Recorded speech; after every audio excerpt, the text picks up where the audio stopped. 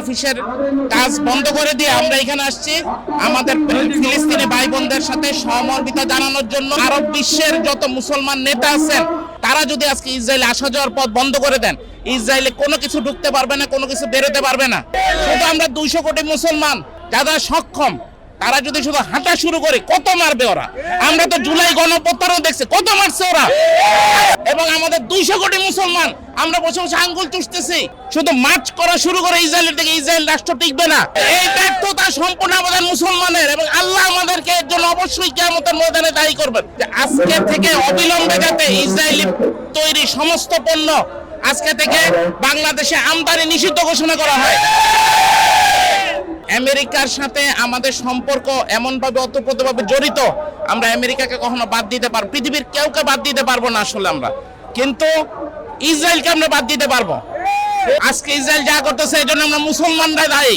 আজকে 200 কোটি মুসলমান আর মাত্র 1,30,00,000 ইহুদি জায়নিস্ট, আমি ইহুদি বলবো না, জায়নিস্ট ইহুদি সবাইকে আমি খারাপ বলবো না।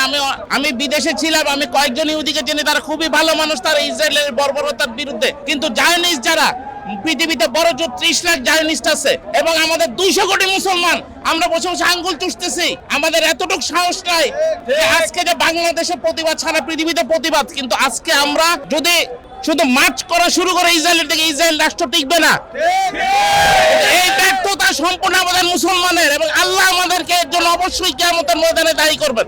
আমরা আজকে আসছি, আমরা বাংলাদেশি থেকে আমাদের যতটুকু করা সম্ভব আজকে একটা প্রতিবাদ সভা হয়েছে, ইসরায়েল পণ্য বয়কট, ইসরায়েলকে বয়কট। এর জন্য আমরা আসলে আজকে আসছি, আমাদের কোম্পানির পক্ষ থেকে আসছি, এবং আমরা এতটুকু বলতে পারি, আমাদের সরকারকে আমরা অনুরোধ জানাবো আজকে থেকে, আমাদের আজকের যে উদ্দেশ্য যে ইসরায়েলি পণ্য বয়কট, আমাদের সরকারকে, প্রফেসর ইউনূস সাহেবের সরকারকে অনুরোধ জানাবো যে আজকে থেকে অবিলম্বে যাতে ইসরায়েলি তৈরি সমস্ত পণ্য আজকে থেকে বাংলাদেশে আমদানি নিষিদ্ধ ঘোষণা করা হয়।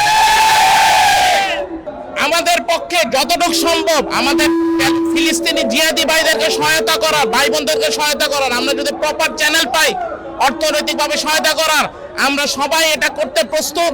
এবং আপনারা আজকে মিডিয়ার ভাইদের মাধ্যমে আমরা অনুরোধ জানাবো, আপনারা যদি সঠিক কোনো চ্যানেল আমাদেরকে জোগাড় করে দিতে পারেন, আমাদের কন্ট্যাক্ট নাম্বার দিয়ে যাব, আমরা অবশ্যই তাদেরকে আমাদের পক্ষ থেকে যতটুকু সহায়তা করা সম্ভব আমরা করব।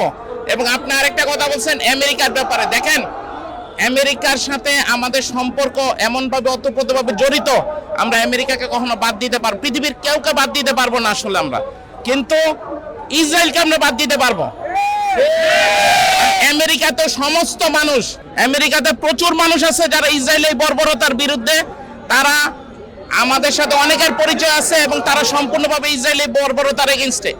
অতএব আমরা ইসরায়েলকে আমরা বয়কট চাই, এবং সরকারের পক্ষ থেকে কঠোর পদক্ষেপ চাই এই বিষয়ে। আসলে আমরা আসলে মন টানতেছিল আমাদের সকাল থেকে, আজকে যখন আমরা জানতে পারছি যে আজকে ইসরায়েলি পণ্য বয়কট এবং ইসরায়েলের বর্বরতার বিরুদ্ধে আজকে বাংলাদেশের সমস্ত মানুষ, যে ক্ষেত্রে শুধু বাংলাদেশ না সমস্ত পৃথিবীতে, আপনি জেনে রাখা উচিত আমেরিকাতে প্রচুর বিক্ষোভ মিছিল হচ্ছে আজকে, ঠিক আছে, সারা পৃথিবীতে বিক্ষোভ মিছিল হচ্ছে এই ইসরায়েলের এই বর্বরতার বিরুদ্ধে। এবং আমরা এতটুকু বলতে পারি, আমরা আমাদের পক্ষ থেকে যতটুকু করা সম্ভব আমরা সবাই আসছি, আমাদের অফিস থেকে সমস্ত কর্মচারী অফিসের কাজ বন্ধ করে দিয়ে আমরা এখানে আসছি আমাদের ফিলিস্তিনি ভাই বোনদের সাথে সহমর্মিতা জানানোর জন্য, এবং আজকের যে প্রতিবাদের উদ্দেশ্য সেটাতে আমাদের কন্ট্রিবিউশন করার জন্য, এতটুকু বলবো, ঠিক আছে।